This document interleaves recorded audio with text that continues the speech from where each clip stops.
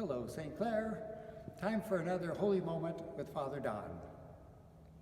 We're going through Easter week, and Easter is such a big celebration that the church doesn't just celebrate it for one day, but we stretch it out for 8 days. We call it the octave of Easter. It goes from Easter Sunday to the Sunday right after Easter, which we call Divine Mercy Sunday. And in between those times, on our daily Mass readings, we hear a lot of stories of resurrection. Of course, we're not having daily Mass right now, it's just a private Mass.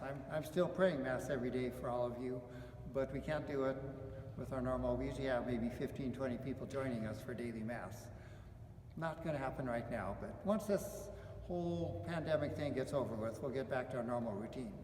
But some of our daily Mass readings this week, I just want to focus on those. Readings about resurrection. So on Monday, we heard about the guards. They had to come up with a story for why Jesus' body wasn't in the tomb. And so it actually turns out that the high priest bribed them some pretty serious amounts of money, it says, to say that the disciples came in the night and rolled away this huge big stone and stole the body of Jesus. Not a likely story to be true, but that's the best they could come up with. So that's the story that they made up. On Tuesday, we heard about Mary Magdalene when she was at the tomb on that Easter morning, and she thinks she's talking to the gardener, and she's asking the gardener, what have they done with the body of Jesus? But actually, it's Jesus that she's talking to that she's mistaking for the gardener. And being a guy that likes gardening, I kind of like that Jesus was mistaken for a gardener. That's good stuff. On Wednesday, our daily Mass Gospel, we heard about a couple of disciples on the afternoon of that first Easter as they're walking to a neighboring town, a town called Emmaus. And Jesus starts walking with them. They don't even recognize him at first. But he's telling them all about the scriptures that relate to his suffering, death, and resurrection. And when they do recognize him is when they have supper with him.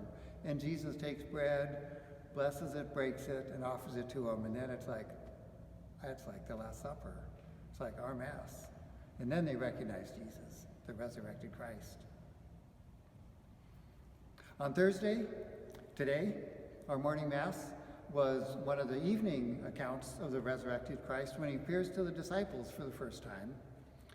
And they think he's a ghost. And so Jesus takes a piece of fish and eats that in front of them. He says, a ghost doesn't eat, do they? Then they realize this is really Jesus Christ, risen from the dead.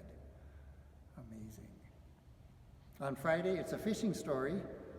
Probably maybe a couple weeks after the resurrection, the disciples are out, probably in Simon Peter's boat, fishing, and Jesus helps them to find a really big catch of fish. And then Jesus prepares a breakfast barbecue for them on the beach. Resurrection stories. On Saturday, it's from Mark's Gospel, and it just gives kind of a summary of some of the major resurrection accounts of Jesus. So lots of good stories about the resurrected Christ.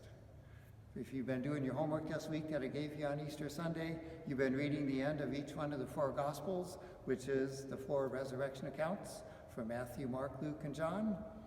And these stories I've just told you are ones that you've already read. If you haven't done your homework yet, better get going on it.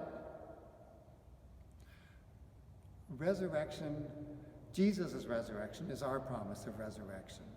Life in this world is kind of weird sometimes, pretty hard sometimes. Right now, as we go through this pandemic, certainly not normal times. And we all look forward to that resurrection when the pandemic is over. But our ultimate resurrection will be when we rise to heaven when we die. We're not going to rise to be alive in this world after we die like Jesus was. But we're going to rise up to heaven in glory, in perfect peace, where there's nothing wrong ever in heaven. And that's going to be a great thing.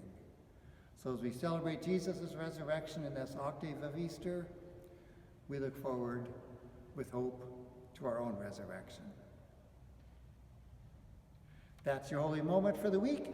And God bless you all. And I look forward to seeing you someday when we all gather together in the church again.